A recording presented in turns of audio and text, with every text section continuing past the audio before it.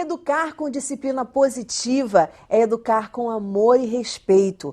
Mas como manter a calma nos momentos mais difíceis e não gritar, não bater, não colocar de castigo? Para essas e outras perguntas está no ar o Educação.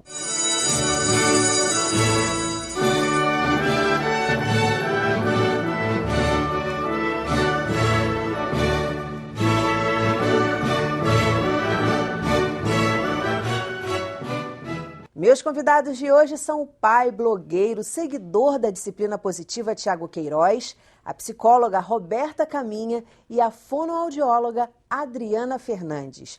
Muito bem-vindos ao programa mais uma vez, a gente continuando nesse papo incrível que é dar dica para os pais como educar com amor, como não perder a calma. E vamos começar falando do não.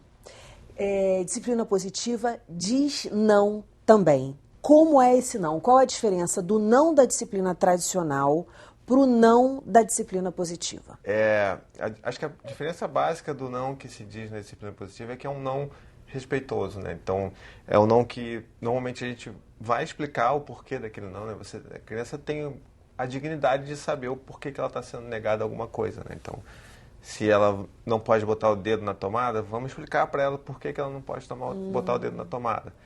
E principalmente é um não que vem cheio de empatia, ao invés de julgamento. Então, se a criança tá numa loja de brinquedo, ela quer um brinquedo, você fala não para ela, você vai tentar acolher o sentimento dela de frustração, de falar assim, poxa, eu entendo que você queria muito esse brinquedo, mas hoje não vai dar. Então, eu sei que você está triste, eu entendo isso, mas hoje não vai dar.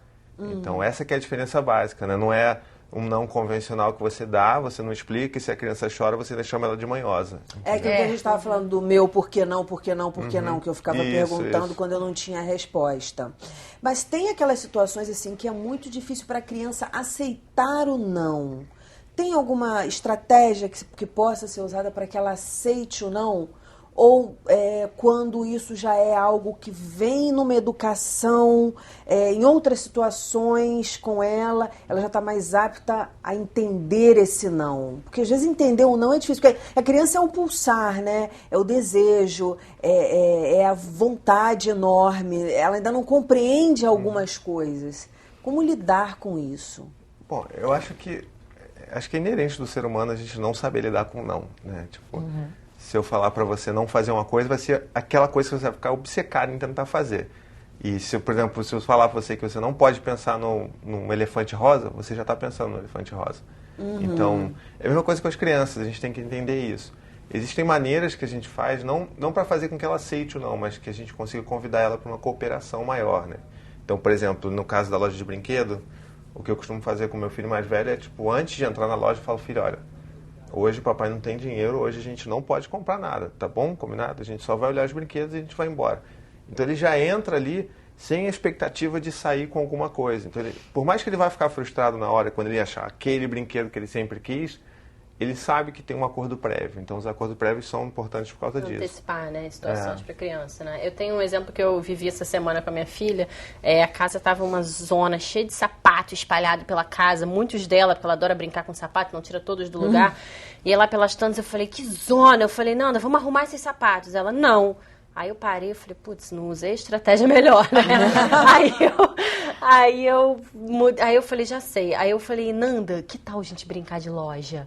Aí ela, vamos. Eu falei, vamos. Você quer ser a moça que entrega os sapatos ou a moça que recebe os sapatos, né? Quem tá comprando ou quem tá vendendo? Ela, não, então eu vou entregar. Eu falei, tá bom. Aí ela pegou o carrinho de compras que tem, aí começou a botar os sapatos dentro, aí eu ia pros quartos, ela ia empurrando o carrinho. Oi, cheguei. Aí chegou no quarto dela, aí a gente guardava os sapatos dela. Aí ia pro meu quarto e guardava os sapatos do meu quarto. Então, assim, a gente ficou ali uma meia hora, então foi uma oportunidade que eu tive de interagir com ela. Ela super topou e estava envolvida naquela situação, né? E eu evitei aquela coisa do... não quero, do estresse, né? Então foi... Já deixa a pessoa com o pé atrás, qualquer um, né? Você já vem estressado, por mais razão que você tenha, aquela coisa, sabe? Você perdeu a razão porque você gritou, você perdeu a razão porque você fez. Quer dizer, isso entre adultos. Com criança, adulto, é a mesma coisa. E algo interessante que você falou agora é assim, os pais que estão ouvindo, poxa, eu quero tanto aplicar isso, realmente eu acho que uma educação mais amorosa tem tudo a ver, mas eu tenho medo de falhar. Gente, os craques que estão aqui, que aplicam a filosofia, que estudam, que conhecem, também cometem seus erros. Então, assim, é fato, as pessoas vão errar, o processo de educação, isso faz parte do processo de educação, porque ele não acontece só da gente para as crianças, ele acontece também quando a gente está em atividade, né, em interação com elas. Então, assim, erre, mas sempre tentando acertar e procurando corrigir. É importante a gente ensinar para a criança que não tem problema errar. Né? Senão você também está criando uma criança que tem que ser o tempo inteiro perfeita. Ansiosa. E ela começa a se cobrar, se exigir, se tornar uma criança ansiosa. Não, então a gente ensina, errando, a gente ensina que não tem problema errar. Né? Mas desde que você conserte, solucione de uma forma respeitosa e amorosa.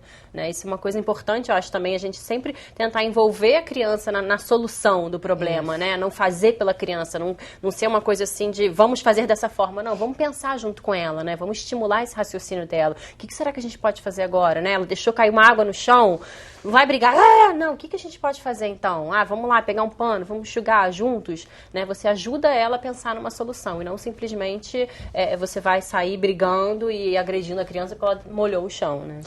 Ler uma história, em que momento é uma boa estratégia? Eu queria que vocês dessem exemplos. Depende da finalidade, assim, a história...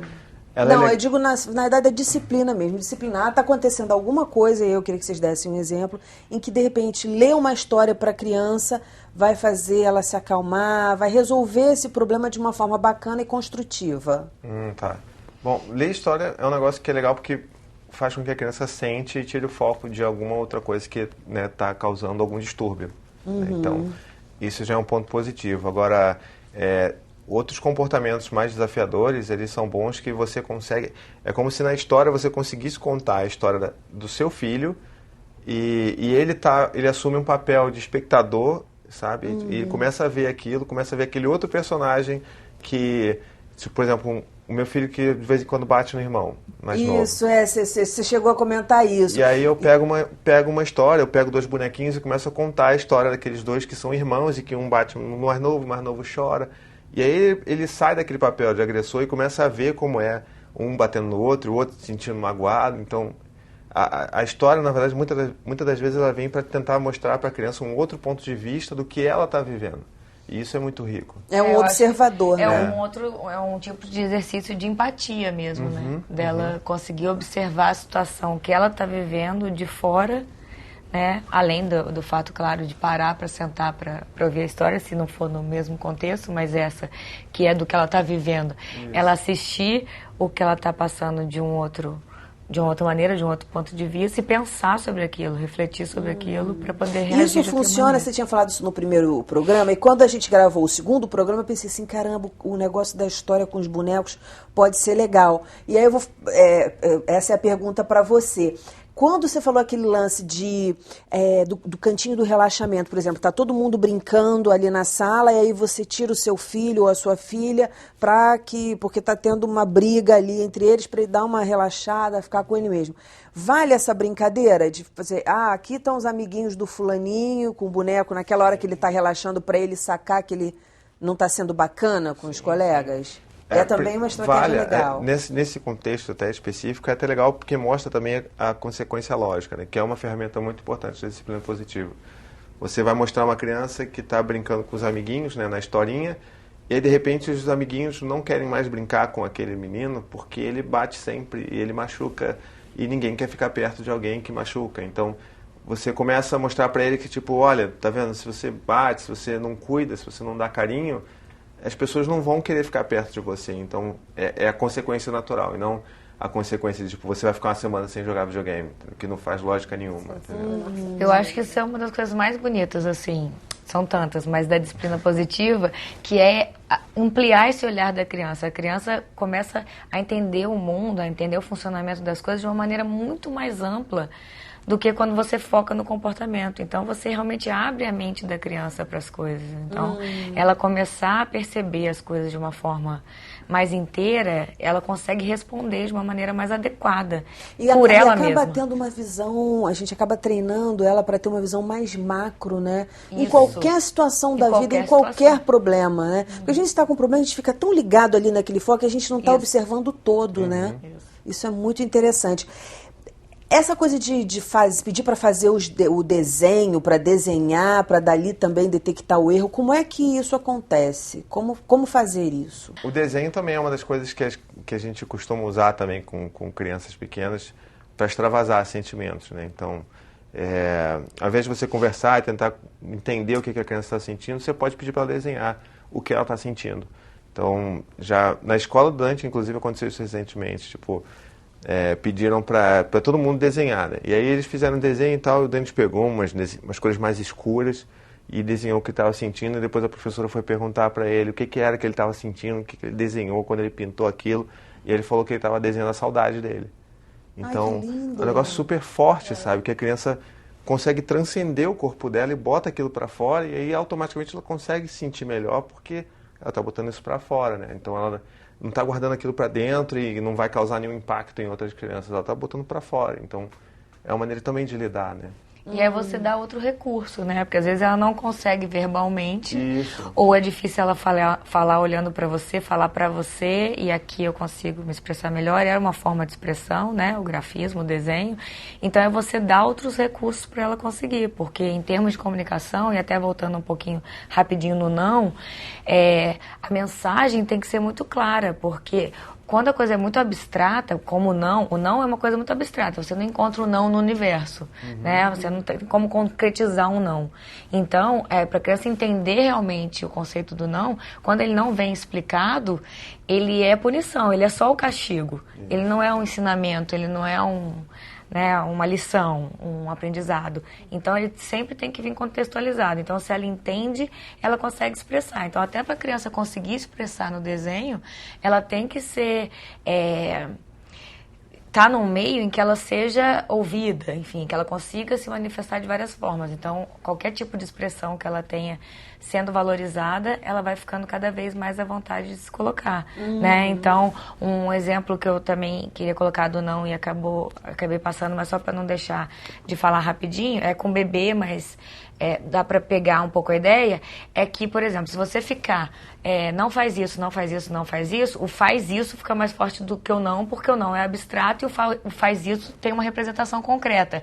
E muitas vezes é o que ela quer fazer, então é forte ela ficar ouvindo aquilo, ela abole o não e faz. Na verdade, você está fazendo o contrário do que você gostaria. Totalmente. E automaticamente. Então, por exemplo, um bebê, que aconteceu agora com a minha filhada, que está com mania, né? Descobriu e está achando gostoso tirar o adesivo da fralda o tempo inteiro.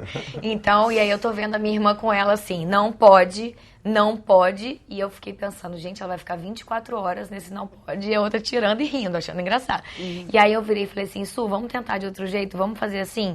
É fechado, filha, é fechado. E aí nisso ela fez 2 vezes assim, junto com a minha irmã, como se fosse estar fechado, e parou de fazer. Olha! Então foi como se fosse, entendi, genial. Tem que ficar fechado. Então ela não usou não, ela foi junto com o que a criança estava fazendo, com a descoberta, e ela deu palavras, né? O poder da palavra que a gente estava falando. Ela deu palavras que fez a criança... Tá, ok, então é fechado, tá aqui? Beleza, então passou até aquele desejo, né, de exploração daquilo. Ele entendeu aquilo. Então, eu acho que é sempre isso. A gente cuidar da mensagem, falando de comunicação, de ser direto. É muito importante a criança sempre entender, porque aí ela vai conseguir sempre... expressar. Muito interessante você estar falando. Eu vi um documentário que falava exatamente isso, que o cérebro não entende muito bem o não, né? Que fica no inconsciente é o sim. Até coisas. Explicando algumas dicas, por exemplo, se você vai chegar atrasado, alguma coisa assim, você fala, você não pensa, eu não quero chegar atrasado. Você fala assim, não, vou chegar na hora, vou chegar a tempo. Faz toda a diferença. Como uma coisa de, não a guerra, não, é sim a paz, né? Um documentário bastante interessante, muito legal, muito boas dicas. A gente vai para o intervalo e volta já, não desgruda.